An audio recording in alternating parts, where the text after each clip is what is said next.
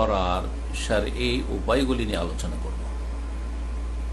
এক নম্বরে যে বিষয়টি পেশ করব সেটা হচ্ছে শুকরুল্লাহ, আল্লাহ রাব্বুল আলামিনের শুকরিয়া আদায় করা।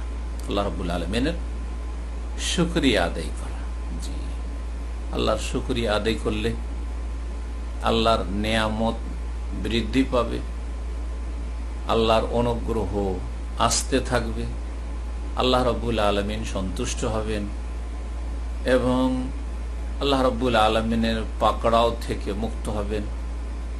আল্লাহ রাব্বুল আলামিন যা কিছু দিয়েছেন তা বৃদ্ধি করবেন, তাতে বরকত দেবেন এবং শুকরিয়া আদায় করলে যে সব নেয়ামতগুলি রয়েছে আমাদের কাছে সেগুলি স্থায়ী হবে।